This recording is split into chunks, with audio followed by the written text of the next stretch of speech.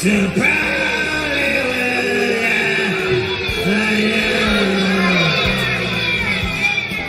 have turned down those cue cards. Welcome back to United States of Australia. I am the Aussie guy, and I'm doing about as well as Chad Zumok did planning Kill Kevin tonight. But we're here, we're late, and we're going to soldier on. And joining me to do that is, of course, as always, my friend and yours, just Josh. How you doing, brother? Doing all right. It sounds a little better than you're doing, but I'm kind of rocking that boat with you. Yes, good times at the moment. And look, we're doubling up today because we're going live again later tonight after the Super Bowl's complete. So if you feel unsatisfied by today's episode, come back later. We'll try again. Guaranteed. Also joining us, a man who's known the world over for having a head like a fucking pineapple. It's Echo Pineapple. Morning, afternoon, evening. How's it going? Well, I know how it's going. It's going shit. Hello, everyone else. Hope you're all doing well. Yeah, look, it's we're going now. We're up and going. I'm feeling it now. We can roll through, have a good time. Now, next joining us is a first-time guest, a man who's found himself in Atlantic City with all the chaos that's going on there. And ladies and gentlemen, please welcome NJ Ranger. Good morning, fellas, and good evening. Good morning. Hey, now, how's it going? And good afternoon. How are you? Thank you, pal. How you doing? I think we cover all bases with the people that are here. So. We've got morning. I just want to make sure. And night. And just popping in, making his triumphant return to the show, our man who finally made his way home to the US from Ukraine. It is the great Jay Scoop. Welcome back, Jay Scoop. What is up? How y'all doing? Yo. I'm going for the heavens are shining down on my shiny bald head. It's glowing. You're looking fantastic as always. And also joining us, a man who equals the combined weight of the five of us, Robbie the Mariner fan. That's hurtful. Now it is truly a full panel. Yes, it is. Going for that one literally just popped into my head as I was introducing you, Robbie. You want a cookie for that then? I would actually. Hungry? I'd like half hours. He ate them all. Too late. Now, look, we're not actually. We don't really have a segment, but particularly this is particularly for Jeff Yapunsich, my friend Jeff Yapunsich. We can't do a show without doing this. Aaron's boring, and April adds nothing. It's gonna be great. We're scripting this morning. Come on, it's time for Movie and the Scrimp. It's time for Movie and the Scrimp. It's gonna be mediocre as fuck. It's time for Movie and the Scrimp.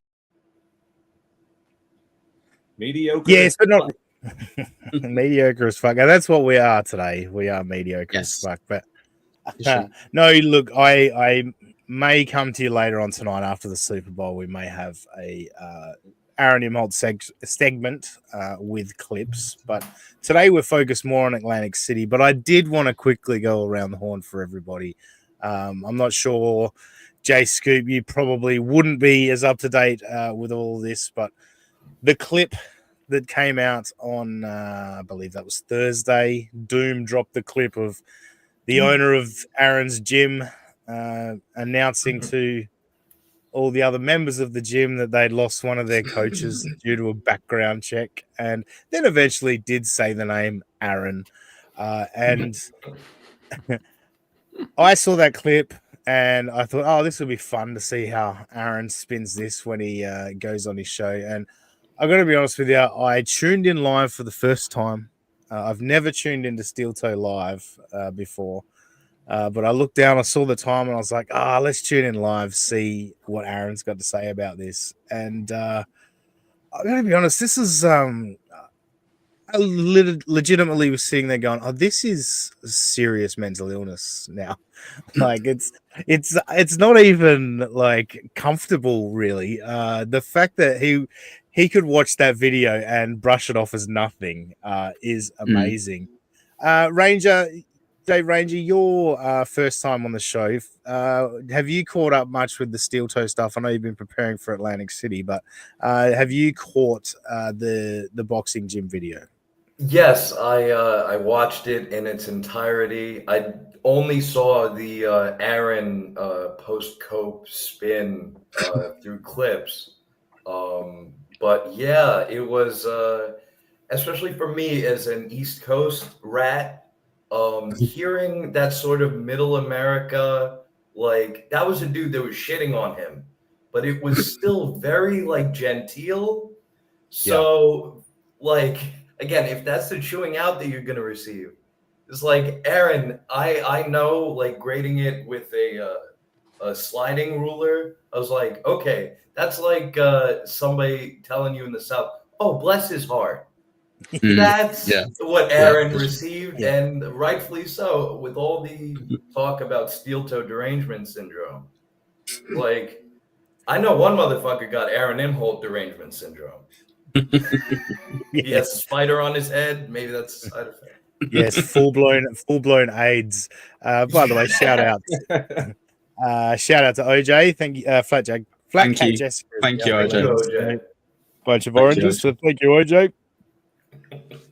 Oh, excuse me. Also, the other thing I noticed about tuning in live is the chat and what Aaron had to say about the chat. So, first thing I noticed, and I think Moody brought this up on this little piggy, there's a chatter called McBuster, and I've heard Aaron refer to McBuster before. I was in that chat live every minute or so. He would type in some chat about how Patrick Melton's a pedophile and we're all faggots, and it was just every like 30 seconds of the chat, another one. You guys are onion faggots. Patrick Melton's a pedophile. Yeah. I was like, whoa. A truth speaker is what you're trying to say. Yeah. Okay. Yes, exactly. Yes, indeed. But I also certainly noticed that Aaron referred to the chat as, being seething and flipping out and blah, blah, blah. And I sort of, as he said it, I looked at the chat and I'm like, I mean, there's nothing here.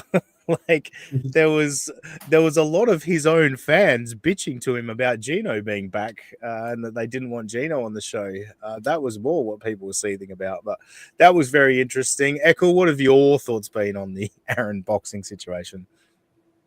So I think it's great for maybe the 5% of people who can kind of convince themselves that it's like, yeah, no, it is like NLO kind of like just trolling all the time, and like maybe it's not as bad as like Steel Toe makes out, where it's like no bizarrely everyone is right about Steel Toe pretty much all of the time, and I think the fact that you can't, when something's got damning evidence against you, that you can't come out and at least kind of go, well, yeah, all right, fair play, like with that it might be true, but it doesn't mean the other 10 things. If you kind of go, no, that's another thing I want at, you're like, okay, cool. So it doesn't matter what it is, don't matter what the situation is, you're always going to win, they're always going to lose. Day after day, you're like, how does he keep losing every day? It's weird. You'd think he'd get one by now, but yeah. That was what was amazing. That's what I referred to about watching his response and just being like, this is full-blown mental illness here. Like I don't know how you see that video and not be able to just have a moment to go, you know what? Yeah, I do need to sit back and go and just be honest and say, yeah, look, I fucked up. And it's all blowing up on me. He's incapable of doing it. He has to present this image that everything's fine. He's doing great. Blah, blah, blah. Robbie, I know I specifically made. Oh, sorry, you go. Sorry, pal. I was just going to say, it's mad though, because he could have even still turned that into a type-off for a win, where he could have gone, you know what? It's his place. I get it. If you got to throw me under the bus, that's fine. Like, you do what you got to do for you. That's what we do as coaches. If he went with that, even though it's still bullshit, I would have been like, that's a better way to go at least. But yeah. So yeah, you're right. He could have taken a different pretty much any different approach would have been than way better, for sure. the one he actually took. Robbie, I know I got you to check out the video, and as someone who doesn't follow it as tightly and closely as myself and others do, I wanted your initial takeaway of just seeing the video without your fucking general biases going on. So first, I'd like to say my For You feed slowly but surely is becoming more Aaron centric. So I feel like I'm like 30% in the loop compared to where in the past I was 5%. So but in terms of the video, just the coach. I mean, you guys already summed up the Aaron stuff, but the coach just made me laugh because he was like, I know this is inconsequential, the entire thing, but the way he kept spelling out shit, but at the end just gave up and started saying shit was so funny to me. Like, he was like, this is a bunch of S-H-I-T. I can't believe this S-H-I-T. And then he was like, this is shit. And it's like, dude, if you're going to, you know how much time you're wasting spelling it out if you're just going to say it at the end that way? Like, it was the most Midwestern trying not to sin, but then giving up and just blurting it out thing I've ever seen. In terms of Aaron, like, I don't know. At a certain point, if he actually realizes he's fucking up, but he's still putting on his brave face and like trying to spin it, I'd almost respect his craziness. But I think it's more of just like he can't see that he's losing. I think he's probably you're probably right that it's a full-blown psychopathy situation at this point, that like he's the greatest person on earth and no matter what happens, it's he's winning, you're losing. It's like Trump, only if, like, you know what I mean? Like, I'm the winner, you're the loser, and that's the way it is no matter what, to a degree that I don't think I've ever seen. No, you're right. And recently there's been a lot of that. It's been the I win, you lose. I'm right, you're wrong. You know what I mean? Like, which he's is also literally a way like of coping in its own way. Like, I if you're the only one that wins, then and everyone else is losers, then you don't have to reflect on yourself in a way. Now, I decided I did actually have a clip here, and I thought just to close out the Aaron discussion, I have a clip. Now, it's Aaron, but it's not Aaron talking. Aaron went on Gino's show, was a guest on Gino's show, and here's the tie-in to Atlantic City, and we're going to shift our focus to Atlantic City because that's what our guest NJ Ranger is specifically here for. But this is where Gino called Ken Mosca to discuss the Atlantic City situation.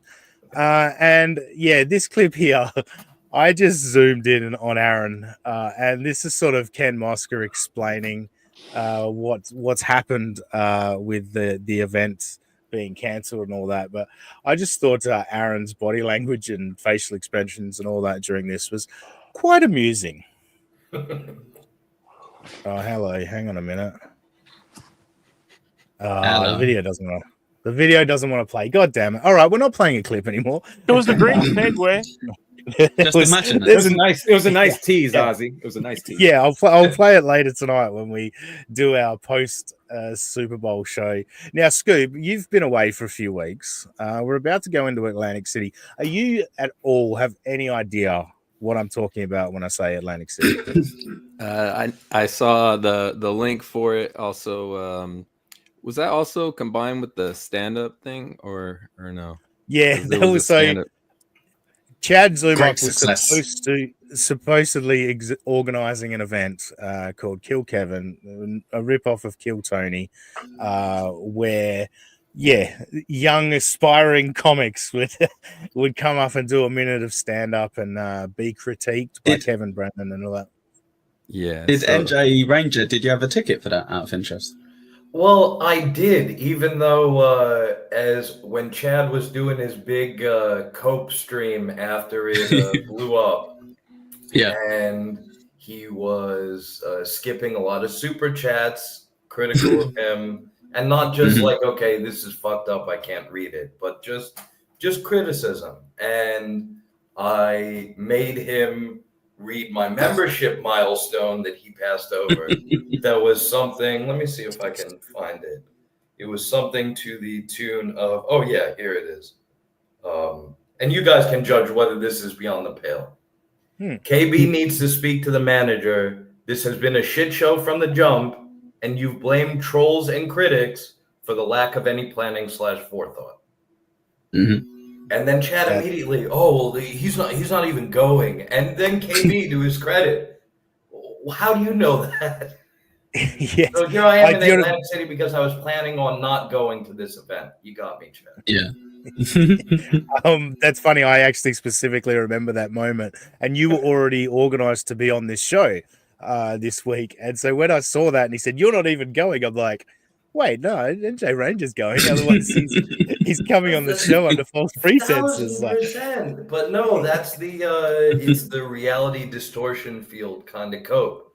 That like everybody's a troll, everybody's a melting guy, everybody, and look at who canceled the event. I think that it was Carl and Ray and maybe the Freemasons, right?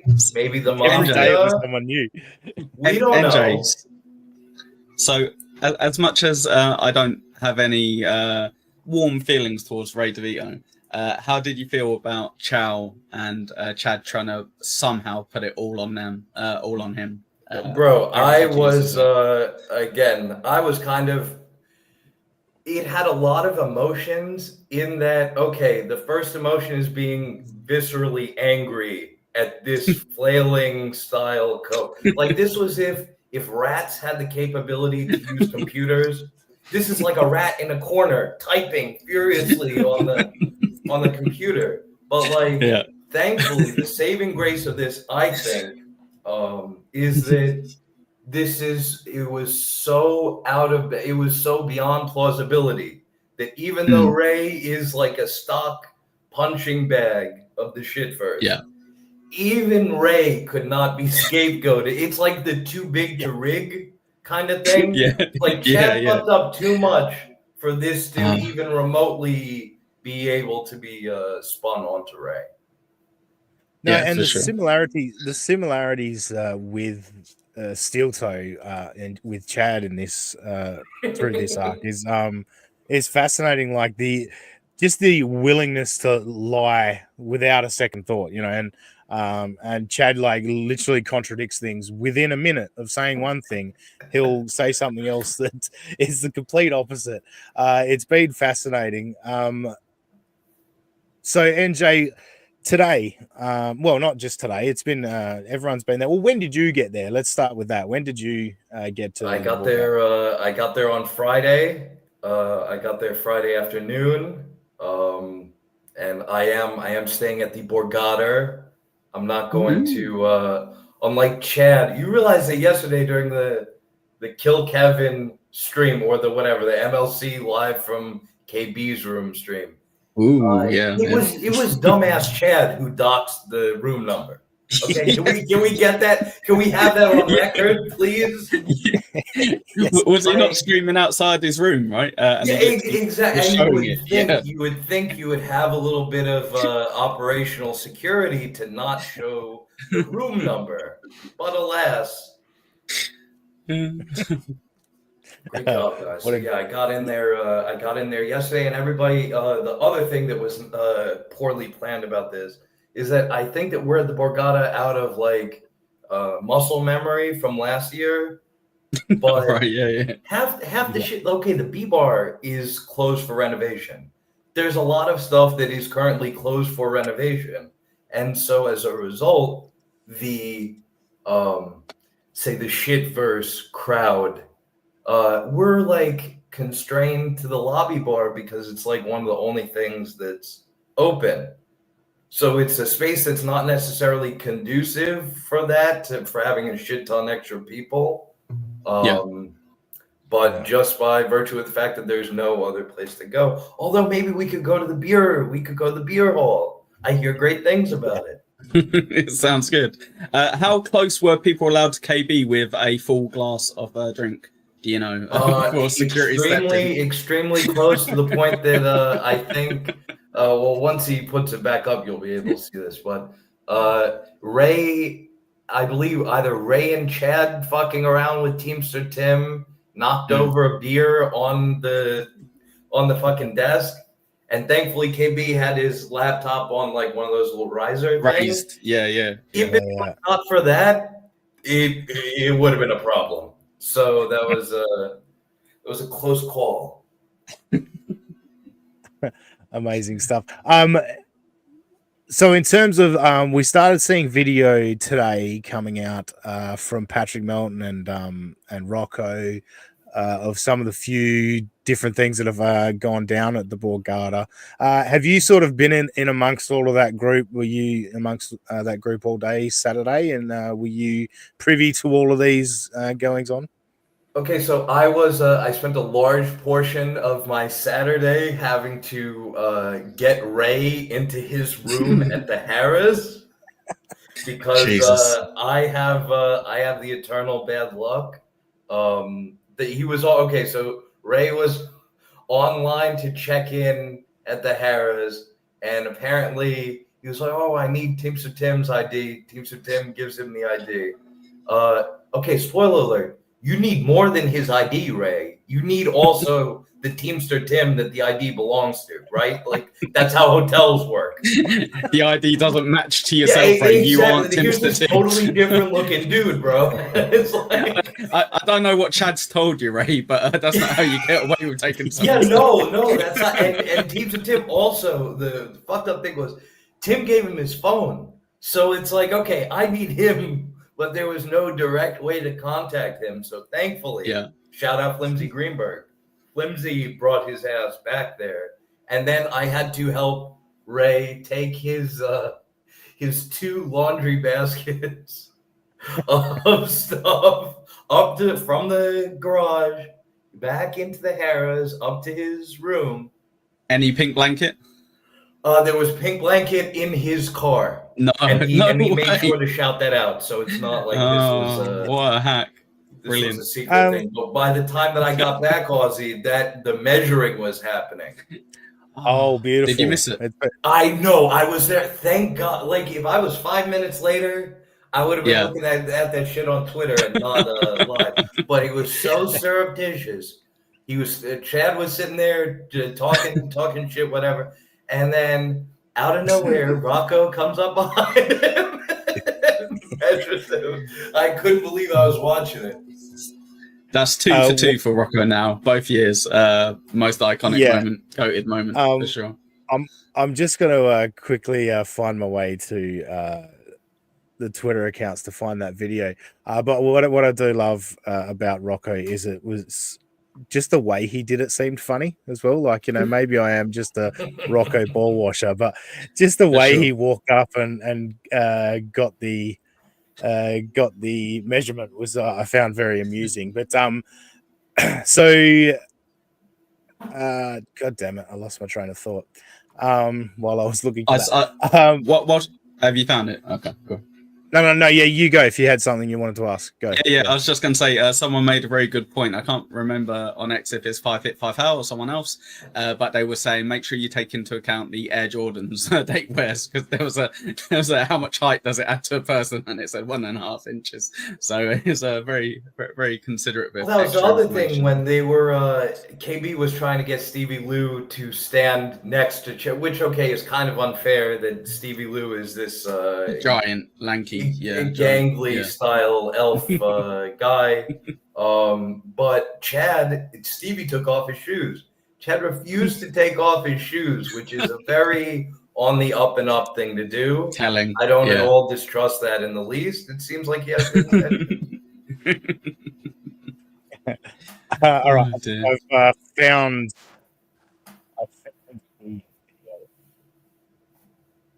second.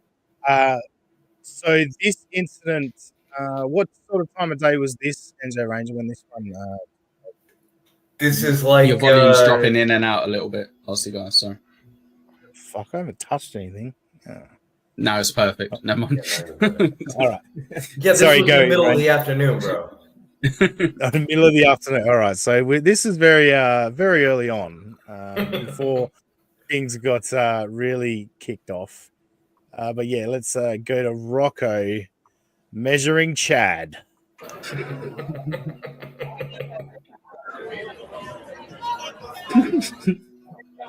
I had a tape measure from.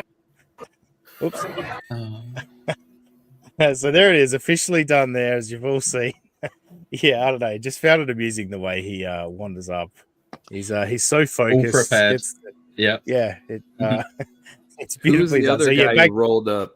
Who was the other guy who rolled up right after he was doing that, almost like security style or something? that might have been Bill from Jersey. Yeah. Was that Bill from Jersey, NJ? Do you know the ball chap? I got to look at the video again, but Bill from Jersey was there for emotional support for Chad. Yes, I maybe. And he made again, he made sure Chad was worried about a pylon. It was going to be a giant pylon from all the haters, and so I'm glad that he had his boy there. That's nice. Like, no offense, NJ, but from all the photos I've seen, there's not too many people that I would assume start beating up people that went to this event.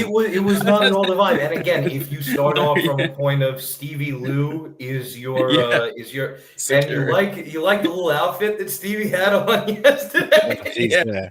He looked very, very swish.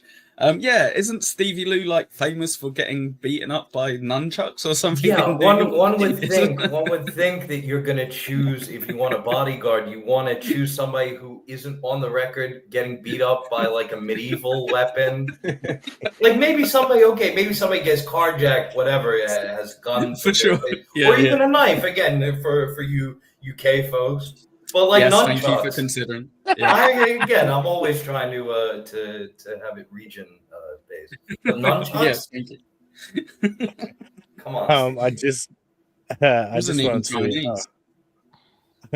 back to what you said before. I did like this comment from Sketty Tooth John. I too had to babysit Ray at Hackmania last year. It is amazing that he's a 51-year-old child. I mean, they're all children. I mean, the fact that this is like basically all this Atlantic City stuff and that, it's all like high school nonsense.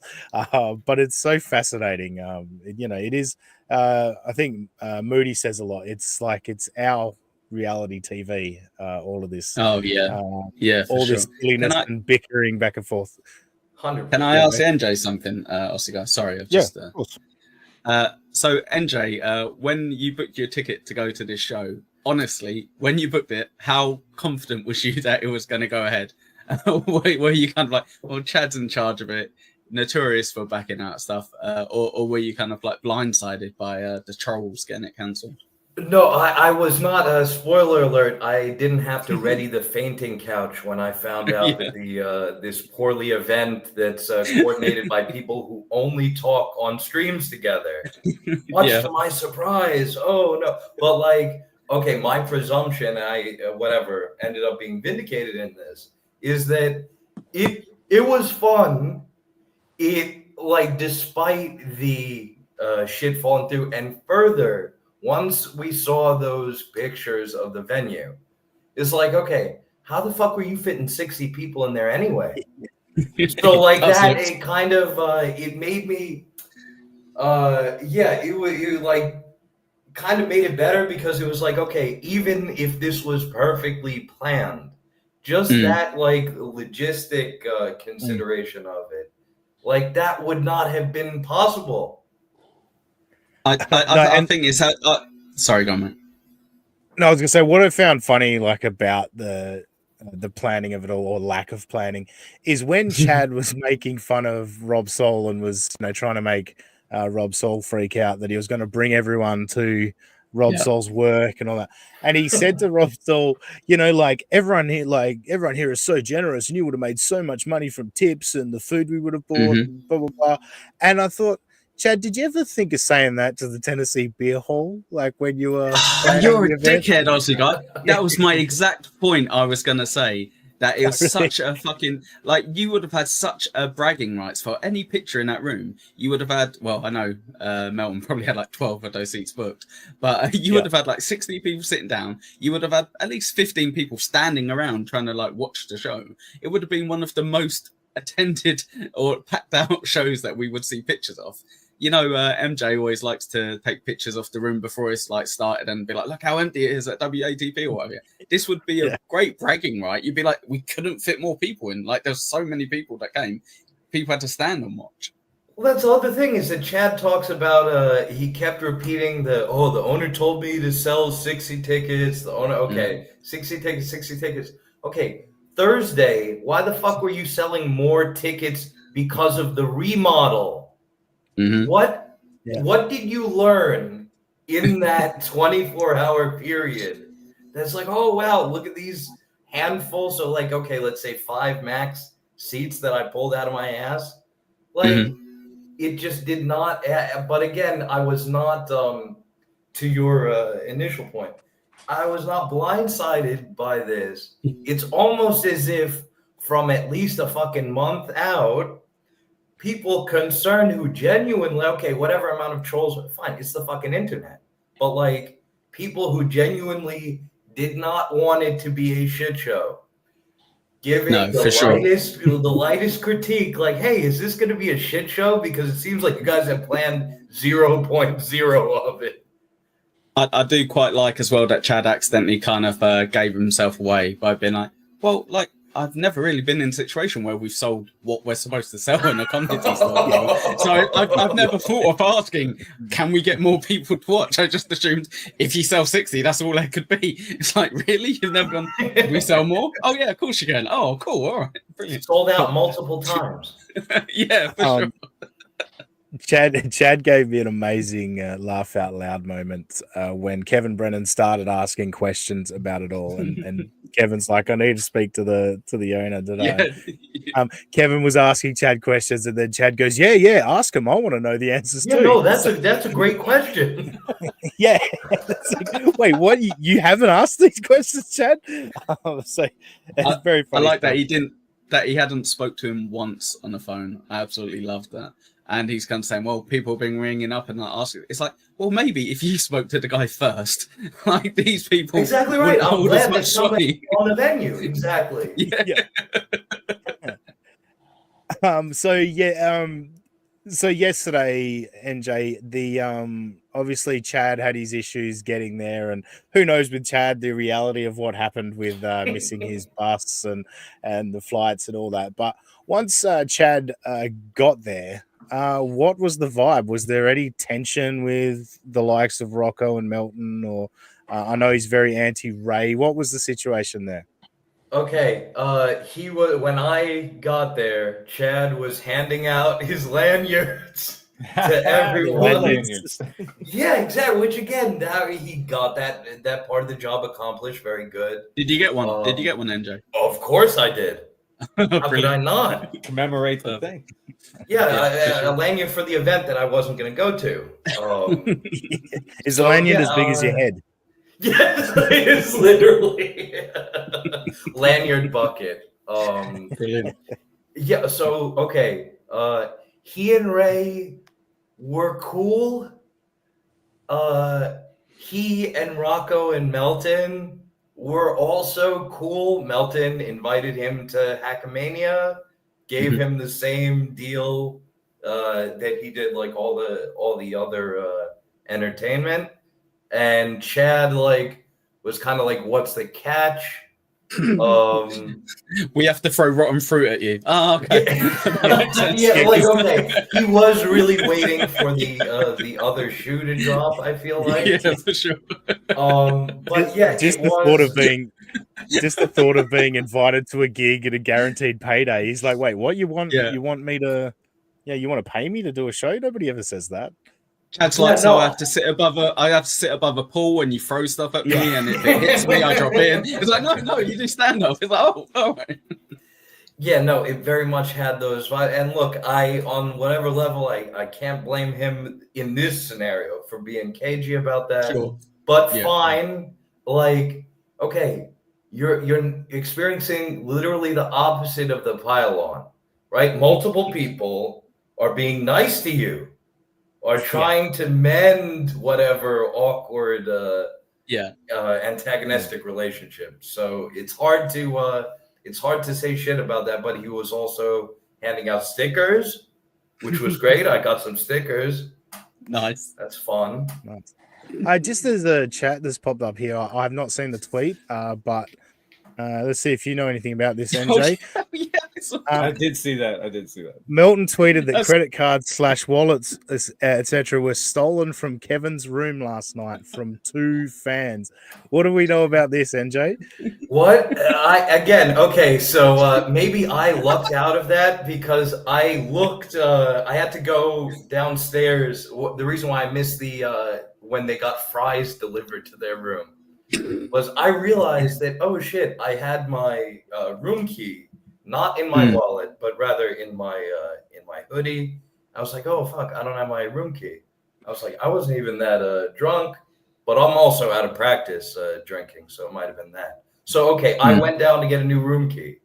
Thankfully, my wallet and all of my credit cards and stuff, or as Brendan Shaw would say, unscathed by this by this little interaction. But I'm positively shocked that credit cards went missing with that. It sounds to me like NJ might be the culprit here. Hey, he's just my god, and that's why my wallet is so full. It's full. There you go. Been at the roulette table all night. I know you, NJ. But did you get? Oh, really? Okay. So, another good chat from Steezy Trev. Sorry, Echo. Just Chad showed a credit card on stream last night too. Kind of weird. I do actually remember that moment where Chad did hold a credit card up to the camera. Yeah, we know Chad. We know Chad's not allowed within 50 yards of a credit card now, right? Yeah. Well, that Sorry, was, Echo. That was when a super chatter told me to get on screen. A friend of mine, Shades Cal. And then Chad, like, somebody said something about credit cards, and Chad did the somebody mentioned something, I have to put it up on screen thing. And I'm not sure if he did it the right way. He may have doxed his own credit card as he doxed the room number, because why not? We dox everything. That's how. For sure. That's the double verse way. Sorry if this is jumping ahead, RC guy. If you've got this planned for a little bit later, but did you get to see the Ray stand up by any chance? I did indeed. I got to see it live. God. Oh my god! So that's insane. Have you watched that yet, RC guy? Have you seen the yes. 5 minutes 46 clip? What I'll quickly say about that before NJ tells his thoughts, I'd say good on you, Ray. Like, good sport. I mean, yeah, all right, he got a couple $100 for it, but I thought good on him, because that's a shitty position to try and do 5 minutes of stand up. Yeah, sure, he did it for the money, but I was like, good on you for fucking having a crack at it. But yeah, NJ, you were in the room. What was it like in the room with Ray doing his 5 minutes? Okay, I mirror your sentiments in that, okay, yes, he got paid, but it does take balls to do that, especially in the awkward situation of, like, we're in the Vince the Lawyer suite. And this is like, it was essentially the comedy equivalent of what I presume getting a private dance is like. Like, that was no. I mean that there's zero irony in that. I'm not. I wish you guys had been throwing singles at him, mate. That would have been great. Oh my god, no, that's so good. That would have been so good. We were like less than one standard deviation away from that. Actually, that was the vibe, and he was getting heckled a little bit from Rocco and Melton. And he took that relatively in stride, but he put 5 minutes on his phone, so as to ensure, I guess, because Ray has a habit of running the light, and he did not want to do that in this setting. Well, and for sure. I agree with that. He does have that reputation, but I know he put the time on his phone, but he did seem to have a sense of the 5 minutes, because he said, I think I've done my 5, and then he looked down and he was like, yeah. So Ray does seem to have that comedian sense of time of, how long you've got. I think the other times that he's done it, though, mate, I think he was kind of wanting the attention. So he's wanting to kind of go over his time, because the eyes are on him.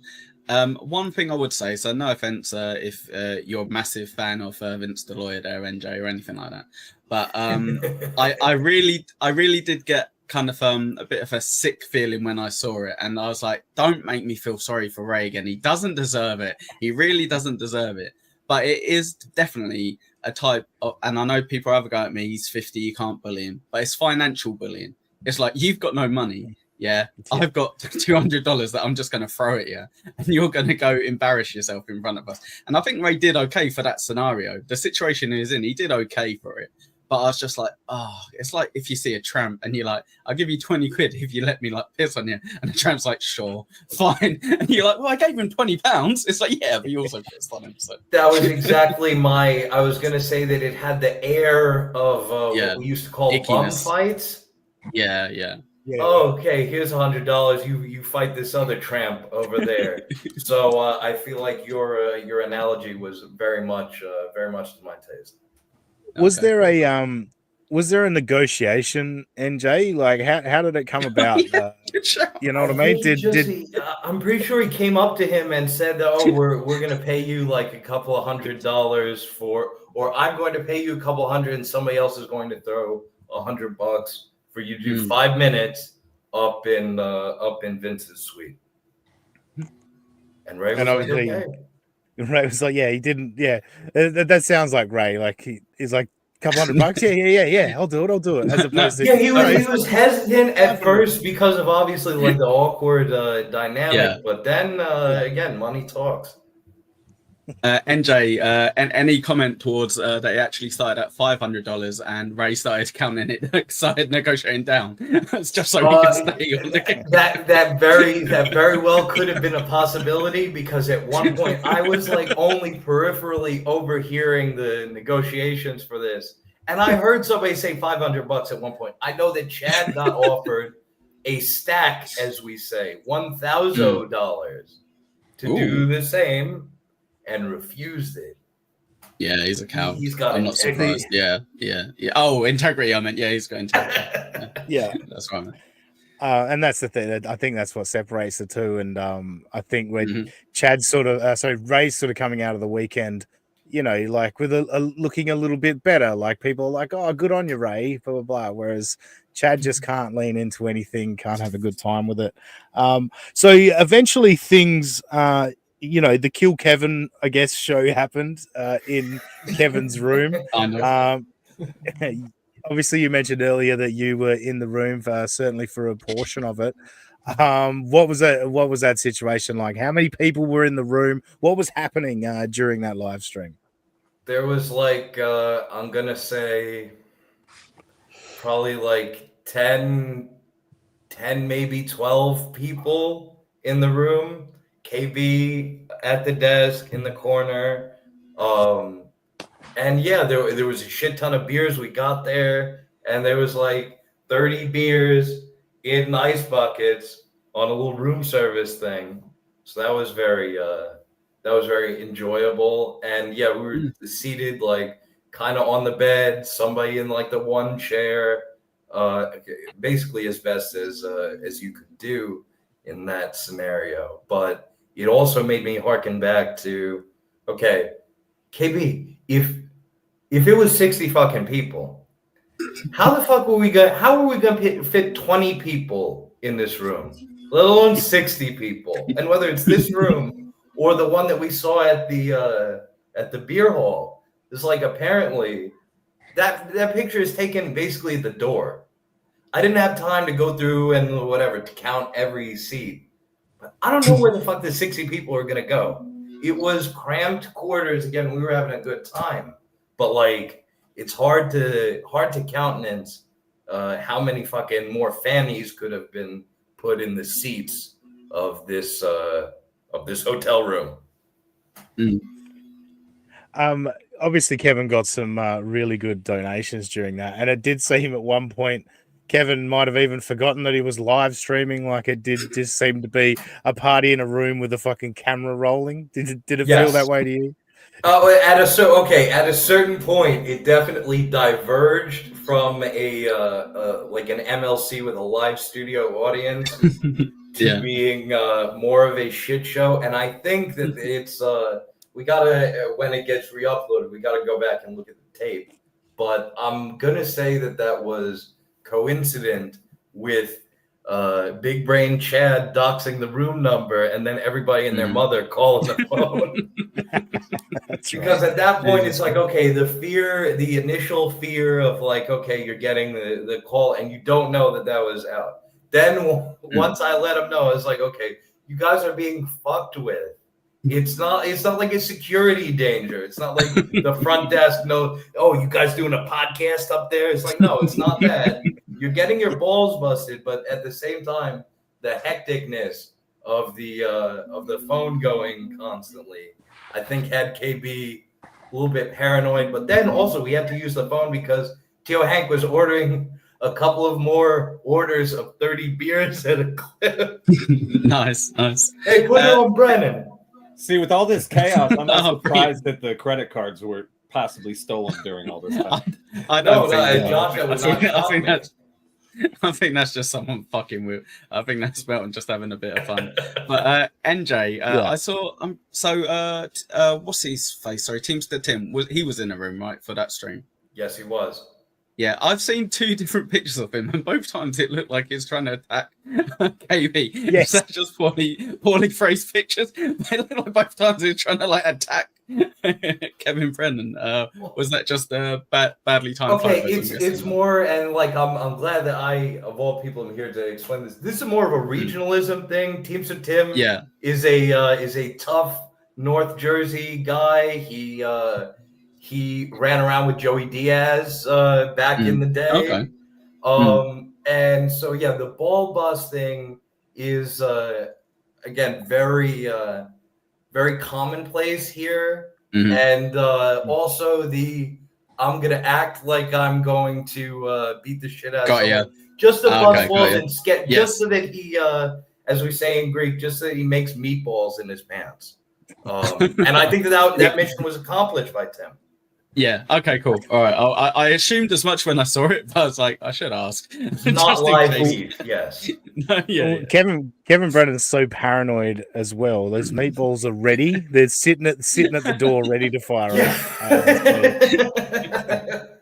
But no, one picture in particular I definitely saw Stevie Lou's arm across in front of Tim to stop him from getting the KB. So there was Melton mentioned in a tweet that Kevin had been booted from the poker table. I don't know if Melton exaggerated, saying he flipped tables and chairs on his way out. Removed. What do you know about that situation? Okay, I know basically as much as you do. I woke up to that this morning. Apparently, this was in the wee hours of the night. Although, again, I tend to agree with you in that the tables and chairs and shit are heavy. So I don't necessarily see KB at like after whatever a zillion beers is gonna hulk over these tables and big ass wooden furniture.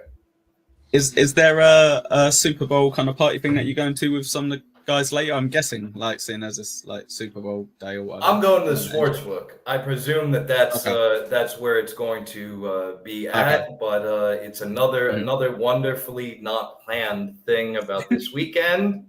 Sure. Very good guys. Really put a lot of effort into it. Beautiful. Echo, Robbie, Josh, Scoop, any of you guys have any questions, then by all means. But NJ, anything else for you from the weekend that's a standout, a funny story you want to let everyone know about? Honestly, not necessarily a funny story, but like yesterday afternoon, I had a very, very nice lunch with Flimsy Greenberg. He treated me. Big ups to Flimsy. And we were just sitting there talking our shit. And it was really nice. It was nice to meet a lot of the people who you know from a chat room and some of the people that you know from looking at your screen. It was great to be able to essentially do the same ball busting comedy, little shitty side comments that you do in a chat room, except that you are literally live. And there was no other than Stevie Lou. Stevie Lou, as I said in a super chat on the MLC show yesterday, looked like a dope dealer from a Wes Anderson movie. That was my takeaway. I think that he was going for the Agent 47, like I'm bald and I'm an assassin thing. But Stevie, we know like you have a bad track record with this. You're not a hitter, as we say. So I do only have one question for NJ. He's covered the other one I wanted to ask, which was, did you have a good time? You know, because that's the main thing. You know, and it sounds like you had a blast. Did anyone give KB a super chat in person? Did you see anyone give him like $10, $20, and give him an in person? Yeah, I think I'm pretty sure that Tio Hank did. Yeah, Right, it did okay, actually. cool. Yeah, he gave a Okay, couple hundred, didn't he? Yeah, no, Wow. it was a substantial one, and he was I forget who he was razzing when he was on screen, but yes, it Okay, happened cool. Thank 100%. you. Nice. All right. What I will say, so I was watching Melton's snipe of MLC, listening to it really more so. The overall feeling for me was everyone was having a blast. Say what you want about Chad and organizing the event and fucking all that up. And I will.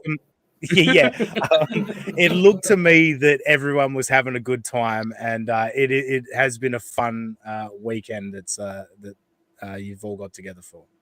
Yes, you're absolutely right, bro. It was despite the lack of planning, certainly not because of it. But the sum total was good. Again, that doesn't obviate the fact that this was an extremely big shit show. And in the KB Chad confrontation about this, I think it was in the Doom clip that I commented, I left a timestamp. At I think 9:48, Chad goes, "Oh, well then I'll just cancel. I'll cancel my flight in my hotel." It's like, "Oh, that's great." And KB responds, "But you were going anyway." And then Chad, just like 3-4 seconds of silence. ... All right. It's like, okay, so you just got pinned out in 1080p. You wanted to go to Jam and Jim's Super Bowl party. I don't blame you. I'm a big Florentine guy too. Okay, fine. But like, just say that then. It circles back to Brendan Schaub in that like now we're doing this kind of second order elaborate lie, or as Coach would say, fan fiction. He made a fan fiction around the purpose of the weekend, other than it being a conveyance for him to get to Jersey to hang out with Jam and Jam. No, excellent stuff. It does sound like everyone's had a great time. We got here Pete. Sorry, PI Quinn Vickers, all fake beef. Look, I agree to an extent. I think a lot of it is. I think sometimes we all get a little bit wrapped up in what people are saying on podcasts, and we do need to take a step back and go, this is all people just putting on shows for fucking entertainment. And when these people get face to face, the beef is never really that real. I think we're all human beings at the end of the day, and people are gonna get along. What's your closing statement about the weekend, and any stuff you've got planned for the rest of the weekend, NJ? My closing say, it was a tremendous time. We had a very good time, folks. It was great. Shook a lot of hands. And the only other thing I remember is apparently Ray. I took a picture with Ray and Rob Saul, and apparently they're cool now. So, in case you were wondering about the Ray DeVito Rob Saul status, no, I'm just going to.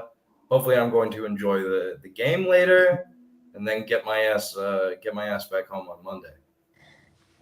Very good. Do you want to stick around? We're going to do a little bit of a Super Bowl preview. Did you want to stick around for that, NJ? Sure, I'd love to. Heckle, I imagine you don't want to. No interest. Do you want to hit your plugs, Heckle, and fuck off? 2:00 Eastern. See you later. Very good. Yes, double pint at 2 p.m. Eastern. My Wi-Fi keeps cutting out, so I'm gonna restart it. But okay. Yeah. If it doesn't come back, I got the Chiefs 24-17. All right, very good. Thanks for that.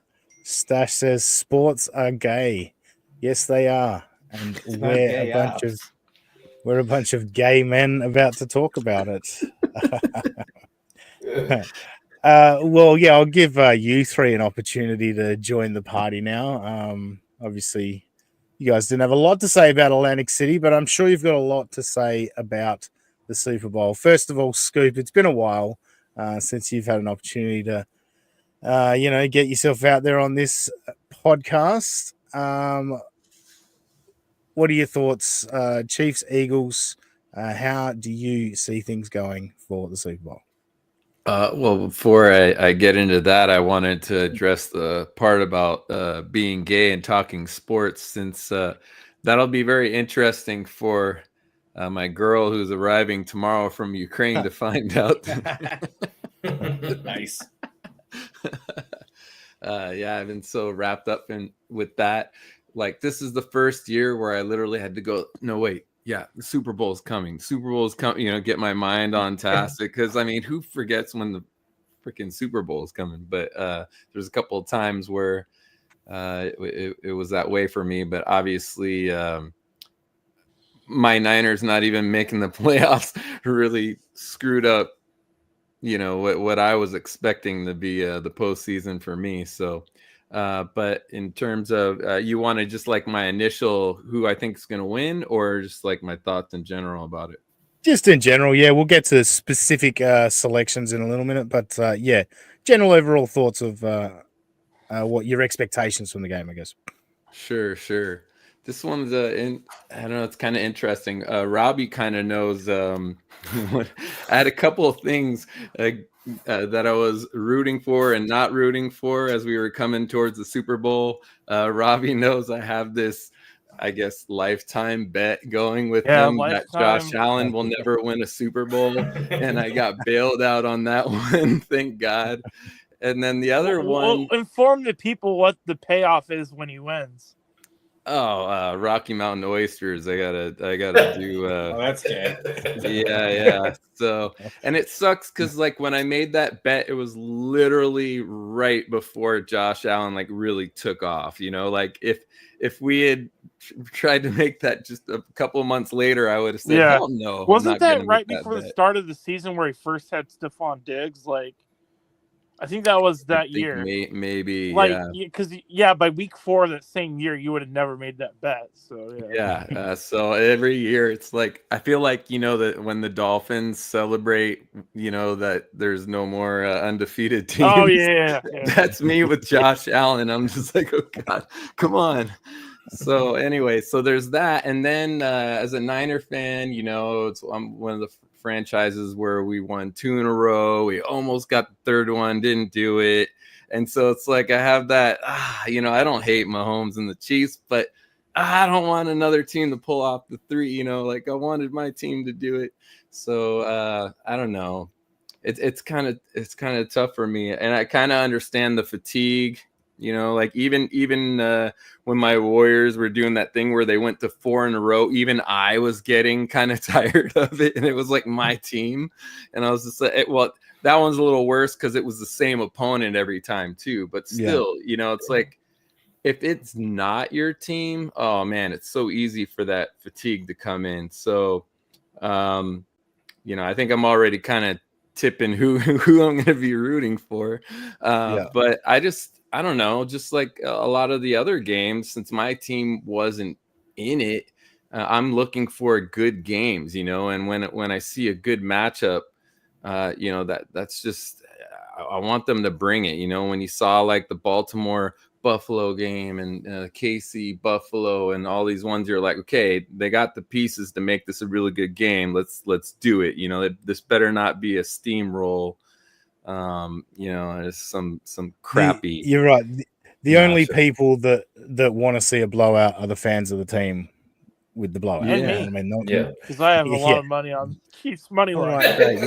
Like in the one last year, as a Niner fan, somebody like right afterwards, and obviously my team lost, but I still try to like rate things as unbiased as I can.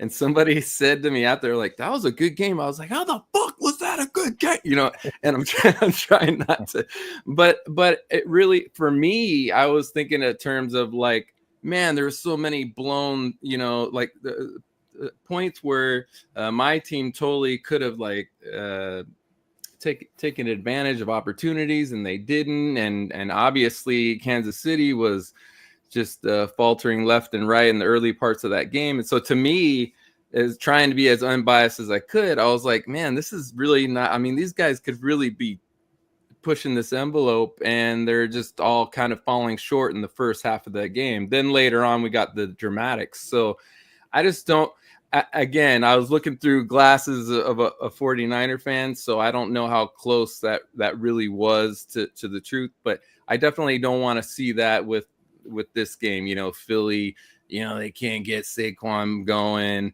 Kansas City, they're just like getting stifled on the, I mean, if there's going to be defense, I want an exciting defense, right? I don't want Mahomes to get lit up. I want interceptions. I want, well, that's the thing. A defensive struggle can be fun and entertaining if it is, like you say, if it's teams just throwing pick after pick or whatever. Guys getting to the quarterback. I always do love seeing a quarterback get thrown to the ground and all that. The funny thing you mentioned, I think there's a lot of people that are anti-Chiefs, and I can certainly see why. I fucking hate the Philadelphia Eagles as a Cowboys fan. And one of the interesting things I found is the amount of people that are like, look, fuck the Chiefs, but fuck the Eagles even more. Like, it is fascinating. NJ, you're in sort of that sweet spot where you could go either way. You could be Philly, you could be New York. First of all, who is your team? Are you a Philly guy? Are you supporting Philly this weekend?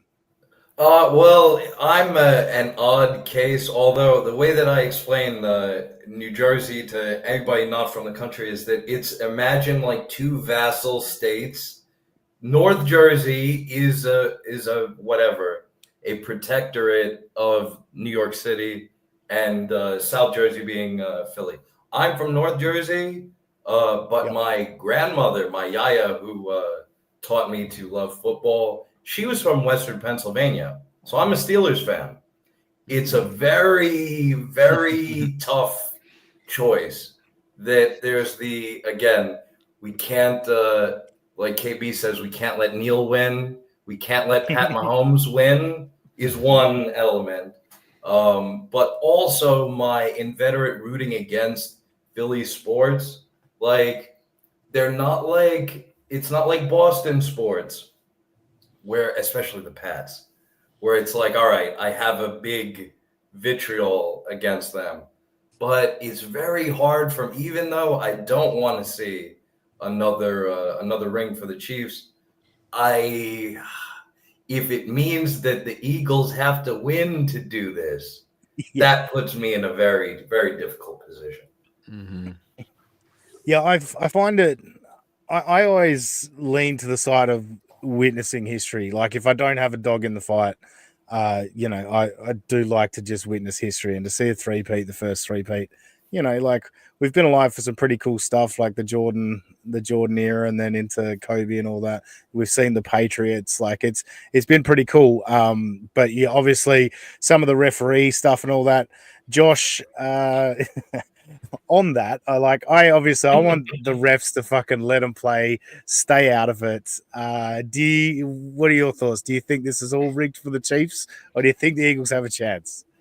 I don't know if it's all rigged for the Chiefs, but you go in there, that's just making me think, like Scoop was saying, I want to see a good game.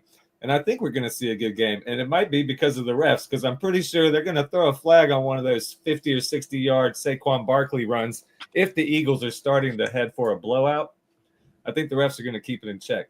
That's personally, I know it's a conspiracy theory, but they're not going to let this thing get out of hand.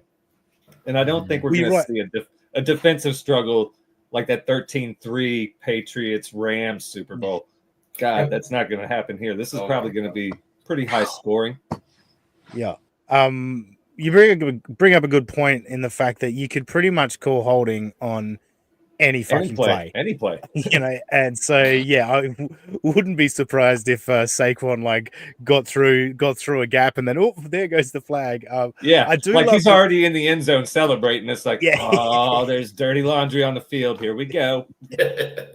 I do love the refs with a sense of theater though, because 99% of the time when there's a holding flag, it's on the offense. It's pretty rare you see one of those flags on the defense. So I do love a ref with theater that when it's the home team on defense and they go, on offense, and they go holding defense and the crowd just fucking roars. Like it's I do love those refs that have that theater. Robbie, I know you're fucking gambling on all of this. Let's get started into some of the fun side of it. Let's start getting into some predictions. And Robbie, I know you're going to do some prop betting, etc. What have you got?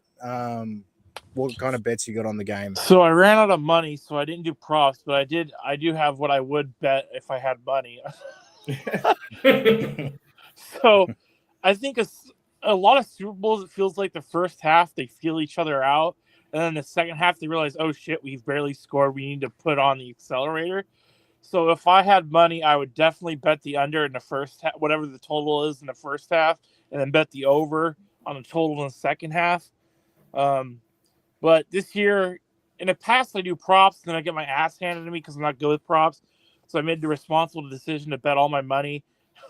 Well, that actually doesn't sound very responsible at all. Anyway, I money lined the Chiefs, because they were on DraftKings last night. They were like 2-point favorites. So I've been fucked where I've done a 2-point favorite and lost by 1, and they were only minus 120 on the money line. So it wasn't like you're paying a heavy price to do money line instead of the spread. So I just did the money line this time because I have in the past in big games been like, 2 points, what are the odds they actually lose by 1? I don't want to pay an extra little bit of money line tax on it, and then it comes back to bite me in the ass. So you don't have a bet on the coin? Heads or tails? No, I've never done that. I know people that do, and that's just degenerate behavior. Oh, it's degenerate. Have you got any props? What are your props? What are your not favorite yet? Maybe, but if I had to guess, I would do under on. I think Saquon's, as of last night, his rushing total was like, depending on where you saw it. In Oregon, you can only do DraftKings because Oregon's a stupid state. I think it was 100. It was 113.5 rushing yards. I definitely pushed the under on that because even if the last game, he broke that huge touchdown, and then he was quiet the rest of the game because they were massaging his calf. And I don't think he's 100%. And I don't see a scenario. Well, I mean, I see a scenario where he goes for like 200 yards.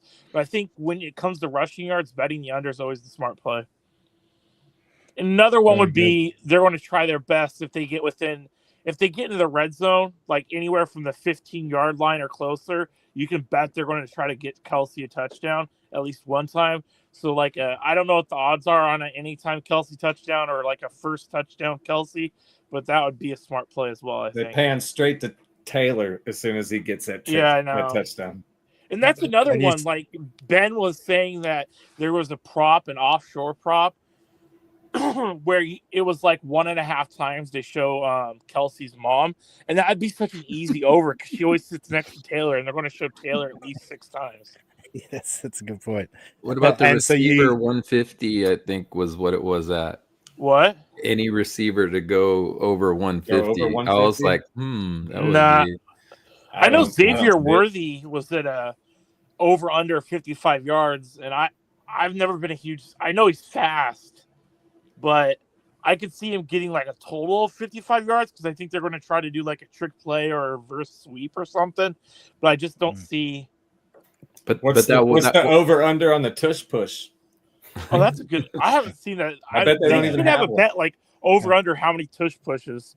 I bet you that would be like an offshore book, like one of those Bovada bets where they get real creative. I don't think DraftKings has that, but or even like how many yards the tush push gets. That'd be fun. That'd be fun to bet on, actually. And lastly, because I know I'm bogarting it, in terms of Jalen Hurts, I think like last night his rushing total was 31 yards. And I know that doesn't sound like a lot, but his knee is fucking mangled. In the last game, anytime even one got close, he would just drop down, and he's playing with a brace. So what's going on? And I bet you if there's that, you know how there's always a bad beat almost in every game. The bad beat everyone will be talking about is he'll be at like 32. If it's as close as they say it is, he's going to be near that total. But remember, kneel downs count as a negative rushing Negative play. yards. So I would bet the under heavily on Hurts Jalen. Jalen getting past that 31 rushing yards.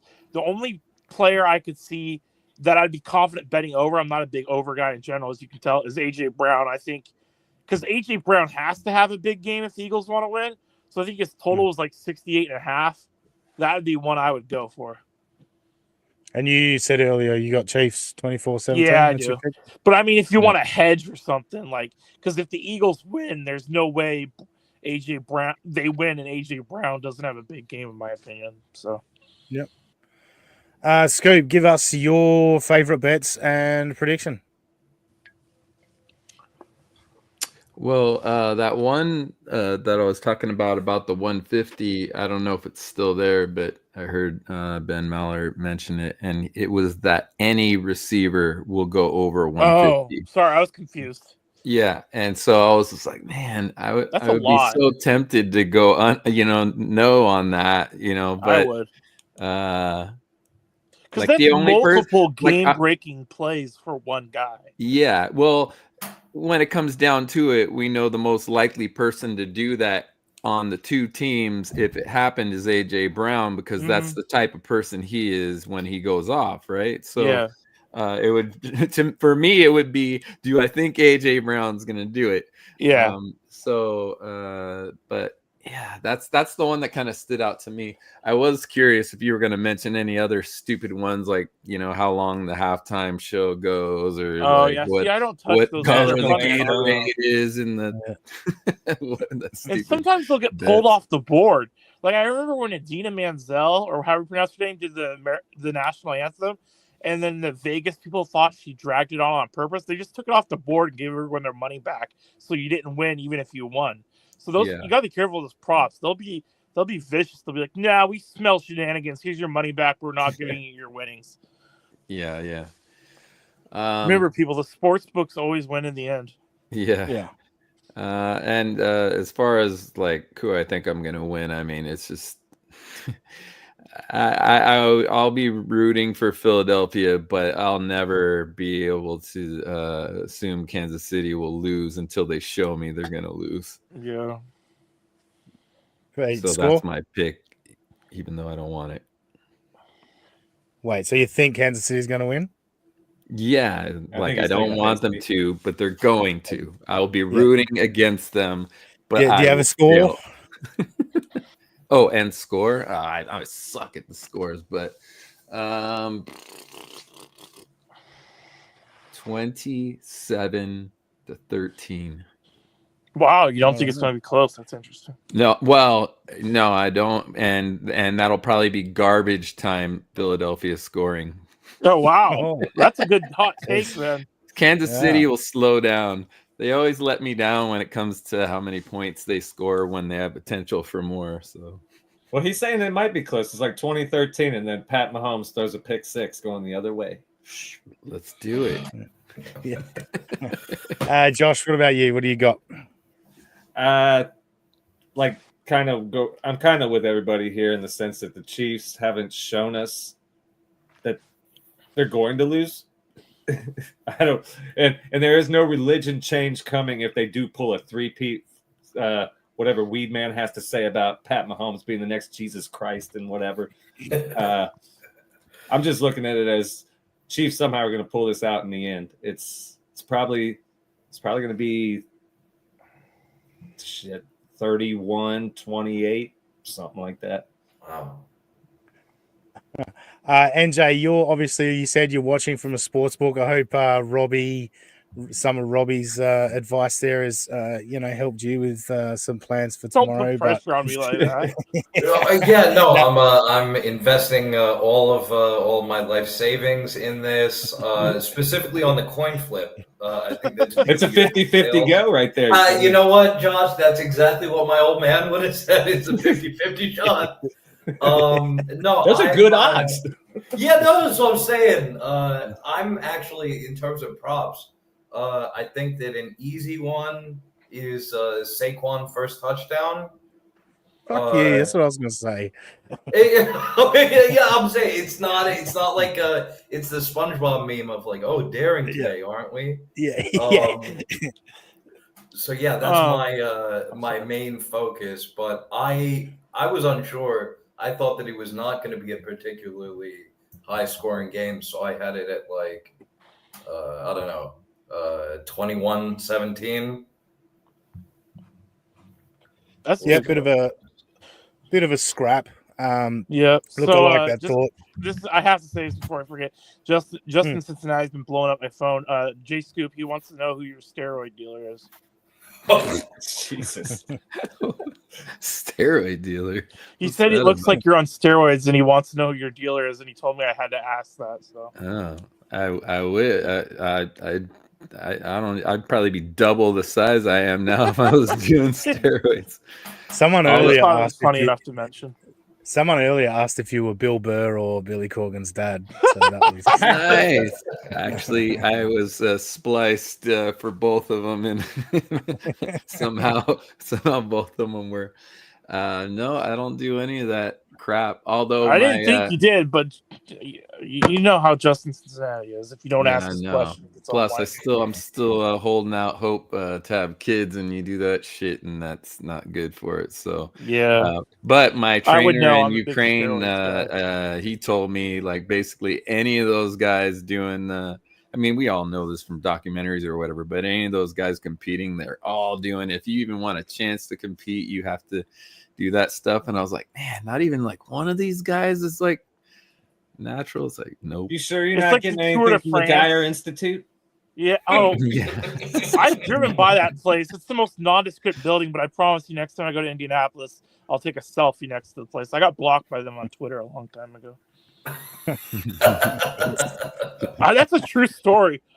That was what when Ben Maller was talking about the Peyton Manning story, right? Yeah, and I was like, I don't know why one night I must have sent like 20 tweets at the Geyer Clinic, and eventually somebody who ran their social media, which it's a small business, so they blocked a bunch of us because we kept. It's not like somebody Peyton was Manning. looking at it constantly, but then I woke up and I was blocked. I was like, hell yeah, that's the greatest block I've gotten.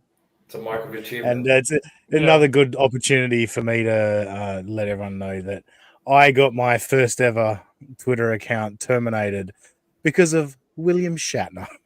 Oh, he terminated your account? I didn't know that was. Yes. Yeah, geez. Yeah. I went pretty hard Star at Trek old blew that Shat. shit up.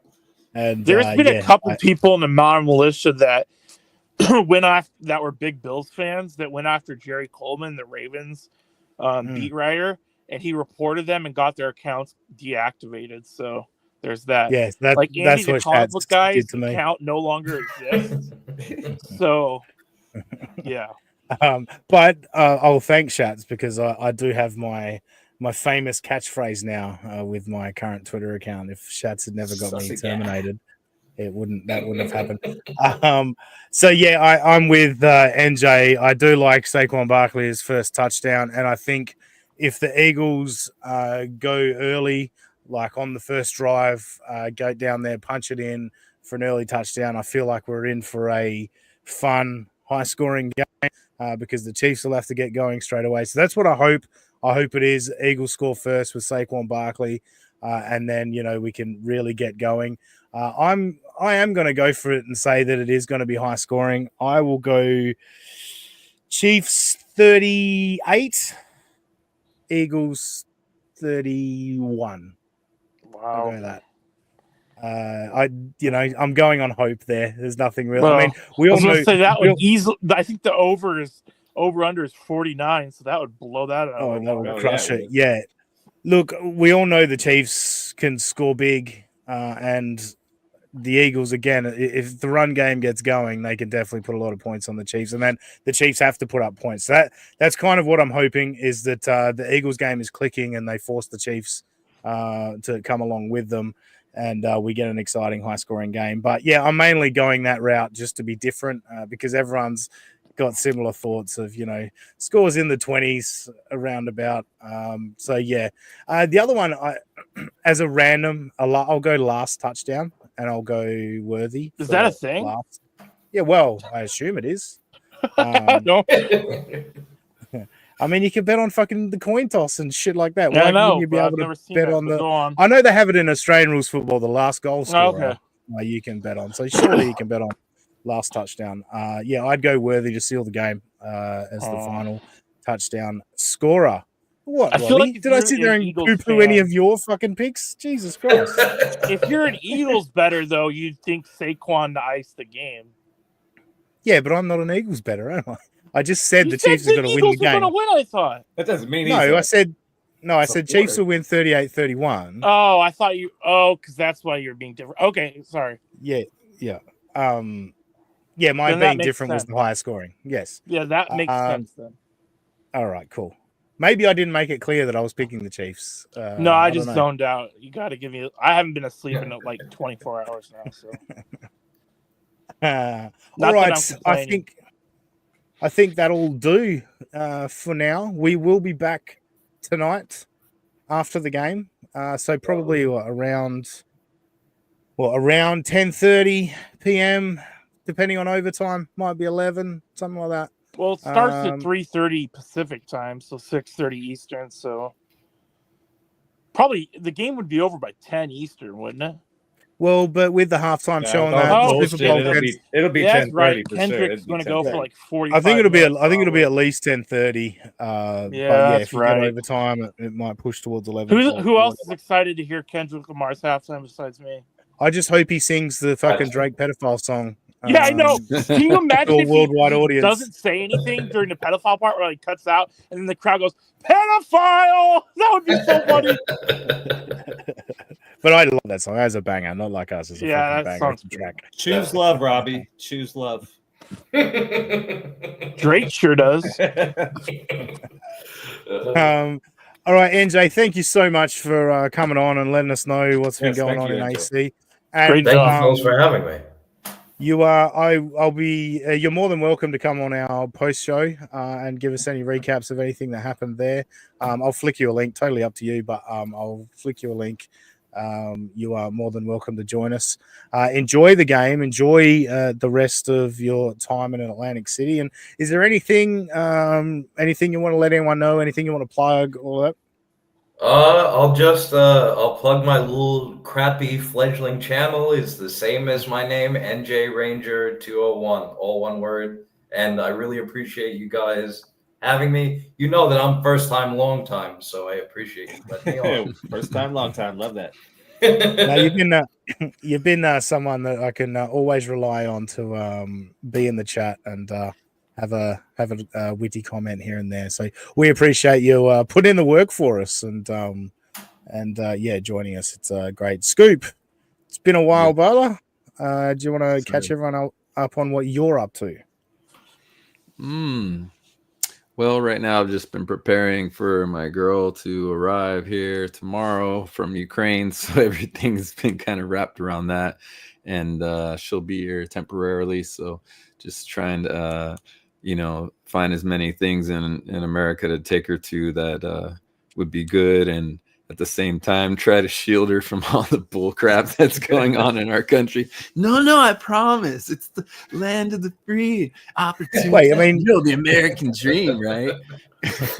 I mean, to be fair, she is coming from a place where she could get bombed at any minute. So, it's... Of course, but it's like here, it's like, do you want to get bombed mentally or physically? Or I don't know. But you know what I'm saying, though, right? It's like... everybody from outside will think it's a certain way, and then they'll get here and realize, there's still problems. You trade one danger for another danger. Yeah, exactly. Yeah. So yeah, but yeah, other than that, just doing I'm gonna cater to her, and then when she's goes back to Ukraine, then I got to really figure out what I'm gonna do. So it's kind of a lot of up in the air stuff. I've got a music task for you with your lovely singing voice. If you're interested, we can talk about that later. For sure. But where can everyone find you on socials? We'll just stick with Twitter because I refuse to say the other name. And it's just my name, Jesse Crean, JESSECREAN. And yeah, thanks for everybody helping me and supporting me and praying for me and all that stuff when I was over in Ukraine. Thanks, brother. It's great to have you back. Good to see you again. Josh, your plugs. You can get me at NJHunt02 on the Twitter. Other than that, I'm just doing my rounds as Nurse Josh this weekend and probably for the foreseeable month. Have fun with that. Sure will. It'll be a pleasure. Robbie. Candy Striper. You can find us, the show, at Official USA Pod. You can find me at Mariner Robbie for a dose of Mariners angst and, if I can't help myself, political tweets. So there's that. Excellent. For myself, this week, well, obviously we're back later, as I said, for the post Super Bowl show, but this week I'll be doing Towing the Lie again with the Pretty Antisocial Girls and Echo Pineapple. This week we're going to dive into Aaron Imholt, the broadcaster. It's something that I think offends me most about Aaron Imholt is how he thinks he's one of the best broadcasters in the world, and it couldn't be further from the truth. So check that out. Nothing cracks me up more about his origin story than the fact he talks about himself like he's Colin Cowherd or Dan Patrick, and his peak was St. Cloud, Minnesota local radio. Yeah, exactly. It is amazing. So check that out. Tuesday, I think 12:30 p.m. Eastern is the time slated for that one. So check that out. PM. Otherwise, I'm assuming not AM. Yes. 12:30 p.m. Yes, Eastern. Yeah, I was yes. just making sure. Yeah. Otherwise, there's a new episode of Get My Go Out, episode 99. I'm not sure the title. I forget the title of it, but head on over youtube.com/getmygo. But otherwise on X or Twitter, Scoop, on Twitter, I am at that sussy guy. Just imagine that Aussie guy and put an S where the A should be. We'll catch you next time on United States of Australia. What's the over?